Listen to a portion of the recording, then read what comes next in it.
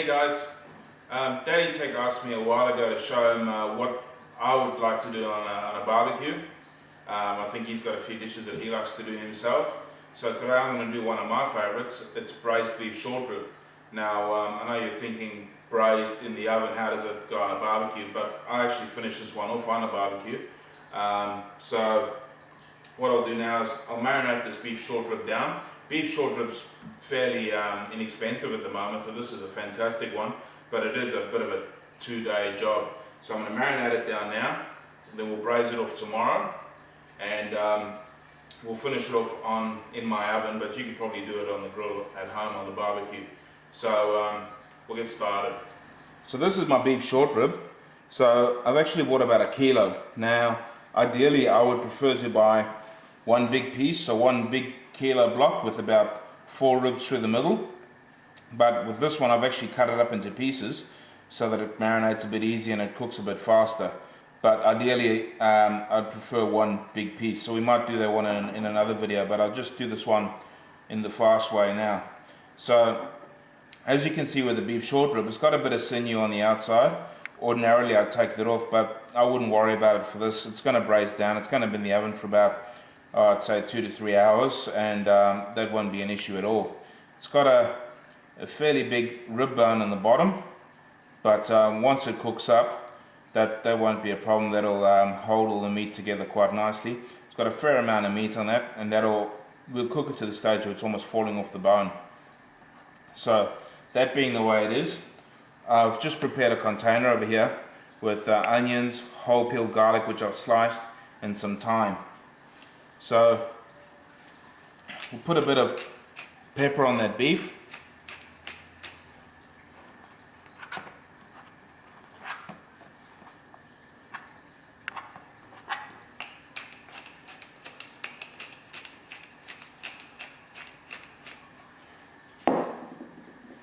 And we'll put it in.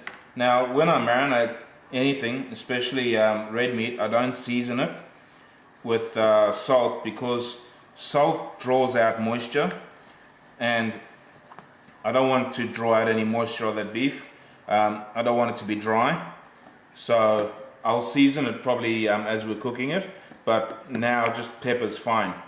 So I've got some thyme that I'm going to put on that now, and I'll just break the thyme up in my hand and just bruise it gently and put that on. To that I'm going to add some olive pomace oil. Olive pomace oil, it's a byproduct of olive oil. It has almost the same flavor as olive oil, but it's not nearly as expensive. And for marinating I wouldn't use olive oil for this one. Just olive pomace is fine, gets the job done. So I'll just put a little bit of that on there. Massage it in, turn it over. We'll do the other side as well, and we'll leave that overnight. You probably could put a splash of red wine on there as well if you wanted to. That'll actually be fantastic. I don't have any red wine in the house at the moment, which is a bit of an issue, but we'll get by with that. So I'll add some more bruised rosemary on top of that, bruised thyme on top of that. So we've got our thyme there. So now I'll cover that up with Glad wrap, and we'll let that sit overnight, and then tomorrow we'll braise it off. So here I've got the meat that I marinated yesterday. I've got just a regular frying pan with a little bit of olive oil in there.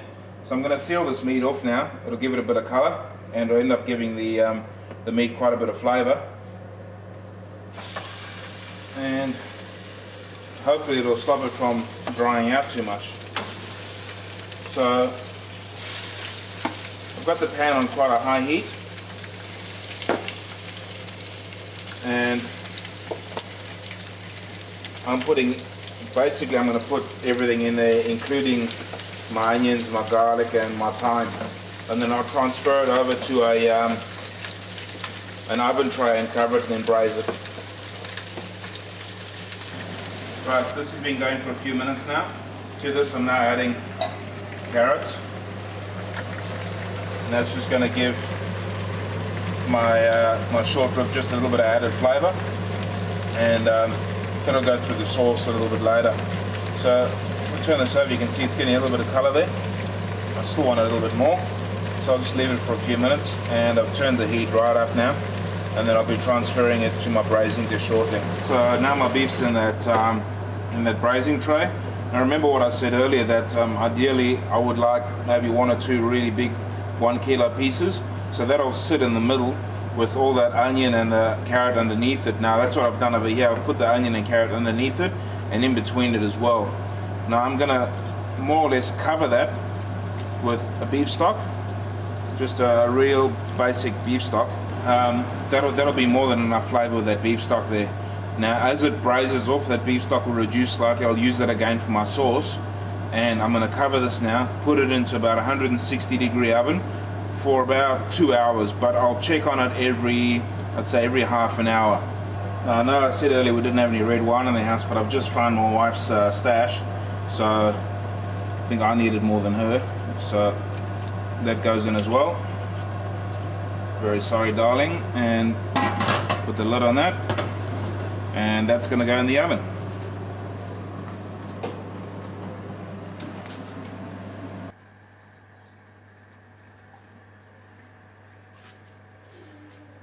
So it's been just over an hour now that I've had my beef short rib in the oven, and as you can see, it's pulled right back from the bone and it's fairly tender. So I'm going to actually take it out of this cooking liquor now, and I'm going to take this cooking liquor with all those onions and the carrots and everything, and I'm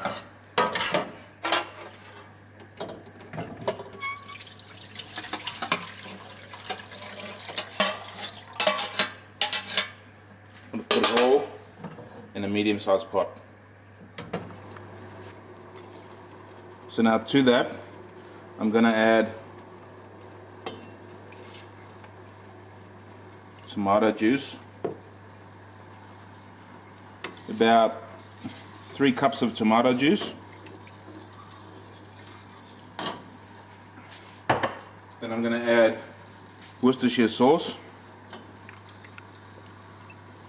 about 3 to 4 tablespoons of Worcestershire sauce.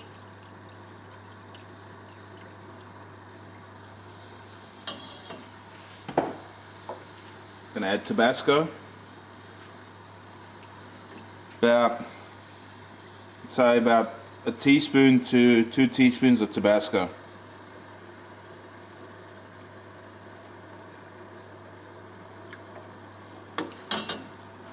And then finally I'm going to add my secret ingredient. Now for this sauce, and for most basting sauces, you need something with a high sugar content.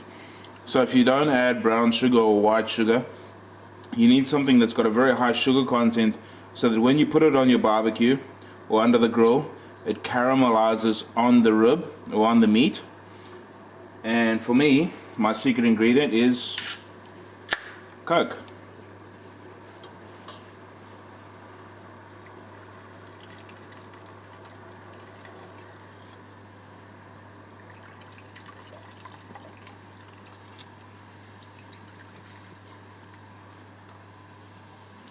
About 2.5 cups,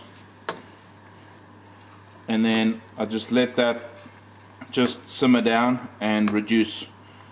While it's reducing, there'll be a film of fat or scum that'll come to the surface. I'll just be constantly skimming that off as that reduces. It'll take about, I'd say, an hour to about 45 minutes to reduce down, till it has the consistency of something maybe a little bit thinner than barbecue sauce. That'll be perfect for me to baste that meat with. So then that meat, which I've got sitting over here, I'll put that onto my barbecue. Remember, I said ideally if you can get 1 big piece, it's perfect. And then you're just constantly basting that meat on the grill with your barbecue reduction that we've just made from all those pan juices. And then as you're cooking it, it'll just finish it off. You'll need to be very careful because it'll start to fall off the bone. And just that sweet sticky sauce will infuse into that meat. It'll start to maybe caramelize it a little bit. It'll just be gorgeous. You won't be able to keep your hands off it. Okay, so this sauce is reduced right down now. So what I'm doing is I'm just putting it through the strainer, just so I can get out all those bits of thyme and the carrot. And I'm having to force it through the strainer because I don't want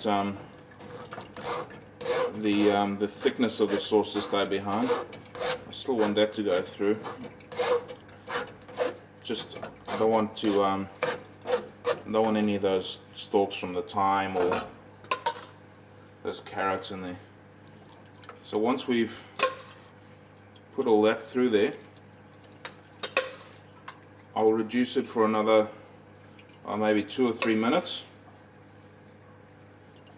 I'll skim off any excess fat that comes to the surface, and then I'll put my ribs back in the oven, but I'll put the oven on grill, and I'll be basting it constantly with this sweet sticky sauce. So if you've got it on the barbecue, you'd do the same thing. You'd baste your ribs constantly with this sticky sauce.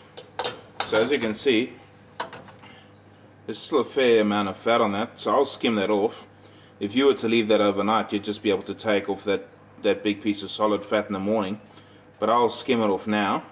I'll reduce it a little bit more, and then I'll start basting my ribs with that while it's under the grill. Right, so this is almost done now, and I'm constantly basting it with this sauce that we've made.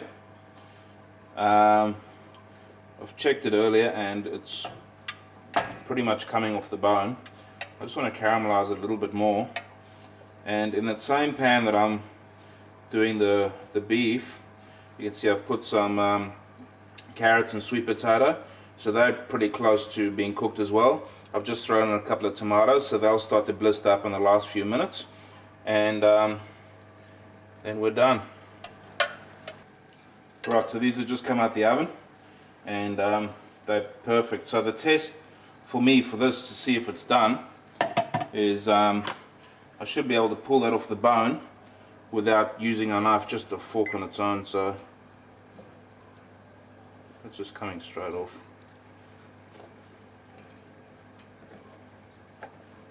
Yeah, that's just pulling straight off. That's beautiful. So just put that on the plate. So I've got this carrot and sweet potato over here.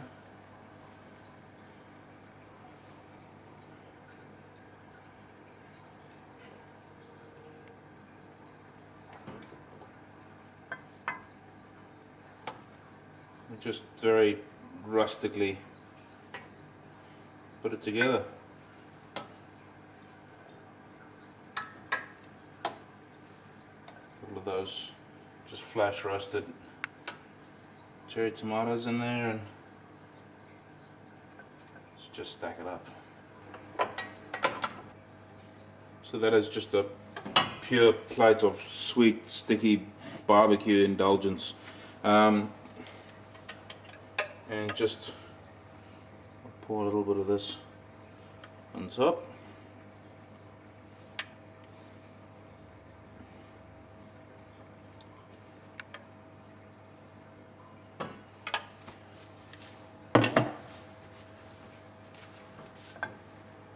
And there we go. So that's just for you, Tech Daddy. That's maybe a little barbecue dish from over here. And hopefully you can give me an idea of something that you'd do. But next time I'll do a very similar one with a whole beef short rib.